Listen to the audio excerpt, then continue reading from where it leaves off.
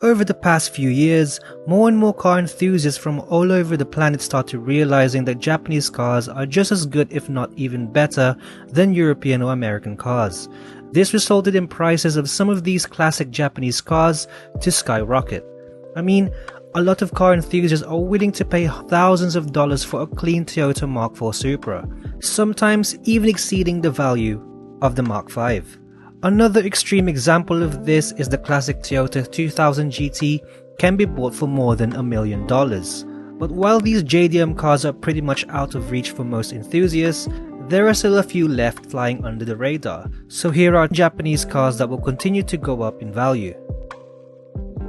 Mitsubishi FTO GPX. The Mitsubishi FTO was not as well known as its bigger brother, the Evo, but that doesn't stop its value from increasing over time. Mitsubishi introduced the FTO during the mid-90s and it was originally meant to be for the Japanese market, but Mitsubishi was forced to sell the FTO abroad due to strong demand. It was actually a hit and it won the Japanese Car of the Year award. There were a few versions of the FTO, but the one to have was the top-of-the-range GPX model. It made 186 horsepower from a 2-litre V6 under the bonnet, making it really enjoyable to drive. Toyota Celica GT4. I know the price for GT4s have already increased in value, but in my opinion, it's still somewhat affordable, but the value will skyrocket more due to the fact that it was one of Toyota's homologation cars in the 90s. It's actually one of Toyota's most underrated models ever. They made the Celica for more than 3 decades, which means it had multiple generations and versions. But out of all the variants, the GT4 is the best one. Released in 1986, the GT4 is the more performance-oriented version of the Celica liftback. Like I mentioned earlier, Toyota built a few of these to meet homologation requirements for the World Rally Championship. The GT4 will be one of the most fun future classics because of its 2-litre turbocharged 4-cylinder engine mated to a 5-speed manual, so you should consider getting one before it becomes out of reach. 1998 Honda Accord Type R. When most people think of the Honda Accord, they think of a slow, boring grocery getter. But Honda did prove that the Honda Accord can be a performance monster when they built the Type R version in 1998. The Type R badge basically indicates that a Honda isn't an ordinary one. The Accord Type R is one of these examples. It had a lot more performance upgrades compared to the base Accord. This includes a high-revving 2.2-litre 4-cylinder VTEC engine that generates 217 horsepower, stiffer suspension, 2-piston brakes and 17-inch wheels. So it's fair to say that this isn't your everyday Honda Accord. Mitsubishi 3000 GT. Japanese sports cars in the 90s were so far ahead of their time. The Mitsubishi 3000 GT is one of these examples. It featured 4-wheel steering. There were a lot of reasons why everyone loved the 3000 GT. It was fun to drive, had a very stylish design, and it was really quick, especially the high-performing VR4 version. The VR4 got its power from a 3-litre twin-turbo V6 that was capable of making 320 horsepower. 1990 Mazda Eunos Cosmo. The Eunos Cosmo is pretty much unknown to most people, but if you're a rotary fan, you should know by now that it's part of Mazda's history. It was unveiled in the 80s to be a luxury coupe. It had a lot of advanced tech and features that were way ahead of its time. This included a built-in GPS navigation system. It also had a CD player, a mobile phone, and a climate-controlled touchscreen. Just like the old Cosmo, the Eunos Cosmo featured a powerful 2-litre triple-rotor rotary engine that could generate 280 horsepower at 6,500 RPM. 2006 Mazdaspeed 6. The Mazdaspeed 6 is the perfect example of a car that has a sleeper status. It looked like a normal Japanese sedan from the outside and nothing about it would turn heads. But under the bonnet is a completely different story.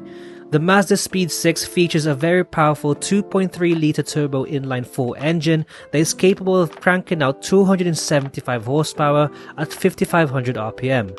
And to add to that, it was mated to a 6-speed manual gearbox and it featured an all-wheel drive system. This was a lot of car, but the only reason why it flopped in the first place was the 30 grand price tag. Honda S2000. The Honda S2000 is loved by JDM enthusiasts all around the world and is already considered a modern classic.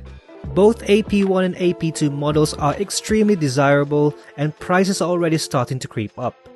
The AP1 was already a good car, but the AP2 featured a more powerful VTEC engine that is capable of 237 horsepower. The S2000 is an example of the naturally aspirated sports car formula perfected, thanks to its 9000 RPM limiter. It is also one of the best handling Honda cars ever produced, and it was one of the best sports cars of the 90s and the 2000s, with prices still somewhat affordable. If you want one though, you better get one soon. Because of its status as a modern classic, no doubt S2000 prices will continue to grow over time. I made a video essay on how the S2000 became an icon, so if you're interested in the history of this beast, you should check that video out after this one. It's a really good video and I put a lot of effort into making that video. Anyway, moving on to the next car. Toyota MR2 Spyder. The third generation MR2 was introduced in 1999 and it was called the MR2 Spyder in the US. It was a dramatic shift from the previous MR2 because it became a proper convertible. Although a lot of people still preferred the SW20 MR2, some are starting to realize that the MR2 Spyder is just as fun.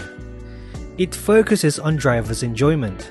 The MR2 Spyder is a perfect choice for those who are looking for a compact car that is capable of somewhat decent performance and really good handling. It only came with 138 horsepower, but this was more than enough to make it a really fun car to drive because of its size.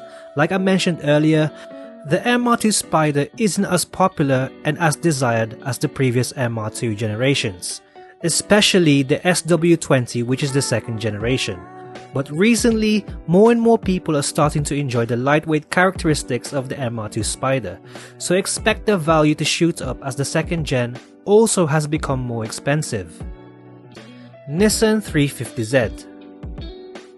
Launched in 2002, the 350Z was a hit and it became a very popular sports car for enthusiasts to enjoy rear-wheel drive. The first year model made 287 horsepower from its V6 engine. It was also a lot of car for the money, especially because it offered rear-wheel drive thrills and a manual gearbox. It was very simple compared to the previous Nissan sports cars like the 300ZX, which generally meant it was more desirable and was easier to work on. A convertible option is also available if you're into that sort of thing. The Nissan 350Z is relatively cheap for now and currently isn't a candidate as a future classic because the 370Z overshadows it. But with the unveiling of the new Nissan Z, there will be new interest in all the Z cars, resulting in prices of the 350Z to go up in value. There you have it guys, JDM/Japanese sports cars that will go up in value. Which one of these will you consider getting and why? I would like to know in the comment section below. Also, if you're into JDM cars, I made a video last time on how the Honda Civic proved to everyone that front-wheel drive should be respected, as well as other video essays on iconic sports cars. I took my time with those videos, so I would highly appreciate if you watched those videos. And by watching those videos, it supports this channel more than you think. And with that being said, thanks for watching.